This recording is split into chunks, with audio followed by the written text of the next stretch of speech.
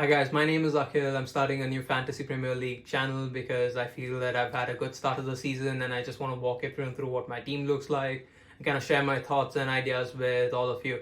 So yeah, let's dive right into it. So as you guys can see, I had a decent game week last week. I scored about 70 points. I had a really good game week one that kind of gave me a total overall points of 159. My overall rank is pretty decent. I've got about 100,000 right now. This is what my team looked like last week. I had McCarthy at goal. He didn't have a great game week. He conceded 5 against Tottenham. Son scored 4. The first goal probably being his mistake. He didn't come out in time.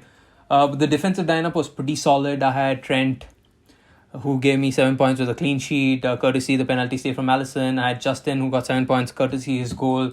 Walker Peters had an assist. Even though he conceded 5 goals, he still managed to give me 3 points because of the assist. And James didn't have that great a week because you already had Christensen, who got a red card, so the entire team was handicapped for the rest of it. The midfield was my real money ball right here. I had Son, who scored 24 points, 4 goals. It's probably a once-in-a-season kind of performance. I don't expect him to score 4 points going for 4 goals every game going forward, but I might not even see him score 4 goals for the next 4 games. But then he would consistently give points because once Bale is also fit, you would see him scoring more points. Salah, probably one of the most popular players in FPL this year. There's always a debate between Salah and Mane, but I prefer Salah because he takes penalties, he takes a lot of shots within the box, and he takes a lot of shots on target too. So Salah always over Mane for me.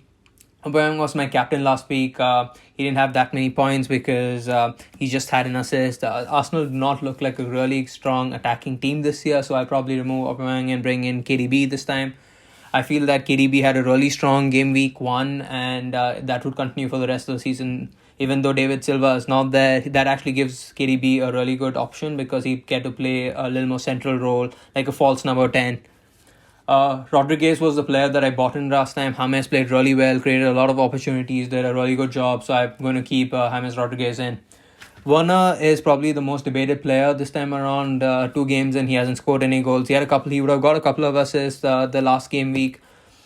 If Jorginho had scored a penalty, he would have got points for that, but he didn't. They're playing West Brom this week, so I'm expecting him to score a few points. Shea Adams is probably the most disappointing pick I have in here because he had quite a few shots on target. He had a couple of opportunities where he should have scored a foot here, foot there. He would have scored a point. He would have scored a goal, so I'm sad that he didn't. I'm hoping that he does in the next game week. I'll probably watch him for 2 more game weeks. If he doesn't, I'll remove him and kind of get Calvert-Lewin in because, again, I have 1.5 million in the bank, so I could easily get him in. On the bench, I had Bissouma, who got a red card. It's unfortunate, but I don't need to replace him because I still have decent firepower on the bench with Mitchell, who scored 5 points last game week, and I also have Davis, who also gets some points, so I don't really need to replace my bench. So yeah, this is what my team looks like for the coming game week. The only transfer I did was I removed Aubameyang and brought De Bruyne in because I feel that he has a lot more potential to score goals, and Aubameyang has got a lot of tough fixtures coming up in the next 5 to 6 game weeks. And Arsenal, as I mentioned, Arsenal don't have a really strong attacking potential, so I feel De Bruyne is much better. So this is what my team is going to line up like. As I mentioned, Werner is probably going to be my captain because he's playing West Brom. West Brom have already conceded 8 goals in the last 2 game weeks. They've got a really weak defense. Probably Pulisic comes back this game week. I'm not sure, but if he comes back and you've got Havertz and Pulisic, who might be able to create a lot more opportunities for Werner, and there is no better time for Werner to actually start scoring for Chelsea. The other options that I have for captain, De Bruyne, he could be my captain for next game week because again, Leicester have conceded a few goals in the last 2 game weeks, and the City players managed to penetrate unpenetrable Wolves defense away from home. So at home they would be much more potential, and I feel that De Bruyne could get a couple of assists or even score a goal or 2. Salah is also not a bad option for captain because they're playing Arsenal, and Arsenal have looked a little bit vulnerable on the defensive side of things.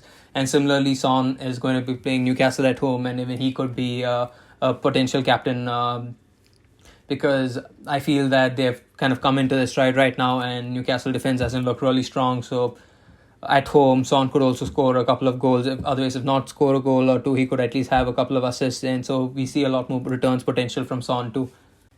Now, something that I would consider doing if I wanted to make another transfer this particular game week is probably I would remove Bissouma in and get Podence in.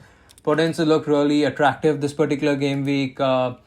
People have got a little bit of concern because they feel that probably Podence might not get a chance to play as much because they feel that probably with Semedo, with Traore might actually come forward, but I feel that they were also likely to maintain a 3-4-3 formation, and Traore would probably play on one of the wings, Podence will play on the other wing, and then Semedo will play at the back.